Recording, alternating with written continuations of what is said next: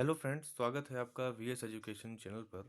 तो फ्रेंड्स, जैसा कि आप स्क्रीन पर देख रहे हैं, जब चंद लोगों की वजह से एमपीपीएससी की परीक्षा निरस्त हो सकती है, तो फिर एमपी टेट वर्ग एक में जहां इतनी संख्या में अभ्यर्थी पास हैं, तो वहां पदवृद्धि क्यों नहीं हो सकती है। तो फ्रेंड्स, आपको मैं एक अपडेट दूंगा कि आखिर पूरा मैटर क्या है। पूरी बात आपको इसमें बताऊंगा कि आखिर एमपीपीएससी की एक इतनी बड़ी परीक्षा जो कि सिर्फ कुछ लोगों की वजह से उसको निरस्त कर दिया गया, बकायदा उसका फॉर्म भरवाया गया, फीस ली गई, और अब स्थिति ये है कि उस परीक्षा को कंप्लीटली आधिकारिक रूप से निरस्त कर दिया गया है और फीस वापसी की जो प्रक्रिया है वो प्रारंभ कर दी गई है। और वो सब भी हुआ कुछ लोगों के मतलब विरोध की वजह से। तो मैं यहाँ पर ये नहीं कह रहा है कि वो परीक्षा को निरस्त करना उचित था कि नहीं था। हालांकि अगर परीक्षा को अगर लिया जा रहा है, अगर फ्रेश रिक्रूटमेंट किया जा रहा है, तो वो अच्छी बात होती है। लेकिन फिर भी अगर विभागीय रूप से अगर उसको निरस्त किया भी गया है, तो फिर यहाँ पर मतलब अ, वो चीज़ें थोड़ा सा समझने वाली होती है कि अगर अगर आप फ्रेश तरीके से अभ्यर्थियों को लोगे तो उसके एक अलग मायने होते हैं, और अगर आप पिछले लोगों को ही प्रमोशन दोगे तो उसके अलग मायने होते हैं। लेकिन सबसे बड़ी बात यह है कि आखिर वो चीज़ें दबाव पर संभव हो पाई, और यहाँ पर इतने अभ्यर्थी वर्ग के हैं जो कि लगातार मांग कर रहे हैं कि उनके पदों को बढ़ाया जाए, तो वहाँ पर उसकी सुनवाई नहीं हो पा रही है। तो ठीक है फ्रेंड्स, हम लोग सीधे अपडेट देख लेते हैं कि अपडेट क्या है। तो सबसे पहले ये न्यूज़ है जिसको थोड़ा आप ध्यान से देखिए। मैं इस पूरे न्यूज़ को पहले आपको पढ़ के बताऊंगा, फिर उसके बाद मैं इस पे बात करूंगा। एमपीपीएससी अब कुल सचिव की नियुक्ति प्रक्रिया ही खारिज, आवेदकों को रजिस्ट्रेशन शुल्क लौटाया जाएगा। मध्य प्रदेश लोक सेवा आयोग ने कुल सचिव की नियुक्ति की पूरी प्रक्रिया ही खारिज कर दी है। अब यह नियुक्तियां नहीं होंगी। राज्य शासन के निर्देश के बाद इससे संबंधित नोटिफिकेशन सोमवार शाम जारी कर दिया गया है। जिन भी आवेदकों ने कुल सचिव पद पर नियुक्ति के लिए आवेदन किया था, उन्हें शुल्क वापस लौटाया जाएगा।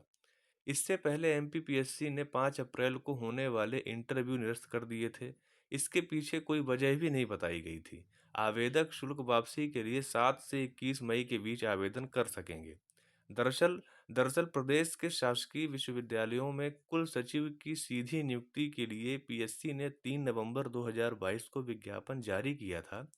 4 पदों के लिए यह विज्ञापन जारी किया गया था, लेकिन अब यह बात सामने आ रही है कि कई डिप्टी रजिस्ट्रार कुल सचिव पद के लिए सीधी भर्ती के खिलाफ थे। कुल सचिव पर सीधी भर्ती के लिए 24 साल बाद जारी किया गया था भर्ती का विज्ञापन। एमपीपीएससी ने 2022 में कुल सचिव पद पर सीधी भर्ती के लिए पूरे 24 साल बाद भर्ती विज्ञापन जारी किया था। इसमें 55% या अधिक अंकों से स्नातकोत्तर की डिग्री वाले को पात्र माना गया था। शासकीय विभाग या विश्वविद्यालय में 10 वर्ष के प्रशासनिक या शैक्षणिक अनुभव की पात्रता भी जरूर रखी गई थी। हालांकि विज्ञापन जारी होने के दौरान ही इसका विरोध शुरू हो गया था। 2 दशकों से पदोन्नति की राह देख रहे प्रदेश की यूनिवर्सिटी के डिप्टी व असिस्टेंट रजिस्ट्रार ने इसका विरोध शुरू कर इसे पिछले दरवाजे से एंट्री का तरीका बताया था। विज्ञापन में नियुक्ति के लिए न्यूनतम आयु सीमा 32 वर्ष व अधिकतम 45 वर्ष तय की गई थी। कुल सचिव के पदों पर इससे पहले सीधी भर्ती के लिए 1998 में विज्ञापन जारी हुआ था। वैसे 2022 में रजिस्ट्रार के कुल 14 पद थे। इनमें से 25% पदों को सीधी भर्ती के अधीन रखा गया था। तो फ्रेंड्स, ये पूरी अपडेट थी। आप यहाँ पर एक चीज़ ध्यान से देखे होंगे कि जो डिप्टी रजिस्ट्रार जो कि विश्वविद्यालय में कार्यरत हैं, उनके विरोध पर ये पूरी भर्ती को ही निरस्त कर दिया गया। तो फ्रेंड्स, आप ये चीज़ समझ सकते हैं कि जब मतलब एमपीपीएससी एक संवैधानिक संस्था है, कॉन्स्टिट्यूशनल बॉडी है, उस पर भी दबाव कार्य कर गया कुछ लोगों के कहने पर। मैं यहाँ पर ये बात नहीं कर रहा है कि इस परीक्षा को निरस्त करना उचित था कि अनुचित था। मैं सिंपल सी बात ये यहाँ पर बताना चाह रहा हूँ कि आखिर दबाव बनाने से वो चीज़ें उनके फेवर में गईं। अब जहाँ हम वर्ग एक की बात करते हैं, तो वर्ग एक में 40,000 से ज़्यादा अभ्यर्थी क्या हैं, वो पास हैं। मतलब उन्होंने पात्रता भी पास की और चयन परीक्षा भी पास की अपने अपने कैटेगरी में। उसके बाद जब पात्रता उन्होंने पास कर ली और जैसा कि मैंने कल की वीडियो में आप सभी को पूरे वर्गवार जो एक आरटीआई का रिप्लाई आया था, उसमें मैंने सारी चीज़ें आपको बता रखी हैं कि कैसे-कैसे वहाँ पर चीज़ें हुई हैं और कितने-कितने वर्ग में कितने बच्चे किस-किस विषय में पास हैं। या आप कह सकते हैं कि परीक्षा में बैठे थे। तो अगर 40,000 बच्चे से ज़्यादा बच्चे अगर उसपे पास हुए हैं और 35,000 पद खाली हैं, ठीक है? 35,000 पद खाली हैं और जो 8720 पद निकाले भी गए हैं, उसमें से 3668 पद जो हैं वो बैकलॉग के हैं, जो कि आप ये मान के चलो कि मतलब वो 30% ही भर पाए हैं। 70% बैकलॉग के पद खाली चले गए और जो फ्रेश 5,000 52 पद आए थे, उसमें भी एसटी एससी के जो पद हैं, क्योंकि वो बैकलॉग में ही जब खाली मतलब नहीं भर पाए तो फ्रेश में से क्या ही भरेंगे। तो कुल मिला के अगर देखा जाए तो कुछ 4000 के आसपास पूरे पद जो हैं वो मेरिट में आए हैं। 13% होल्ड का मैटर ऑलरेडी फंसा हुआ है, जिसके कारण से सिर्फ 87% पे रिजल्ट जारी किया गया है। तो ये सब चीज़ें हैं। तो अगर आप ये देखो कि इतनी बड़ी संख्या में अगर आप लोग हो, तो फिर आपके बोलने से सरकार पर दबाव क्यों नहीं बनेगा? जब यहाँ कुछ लोगों ने कह दिया और परीक्षा ही निरस्त कर दी गई।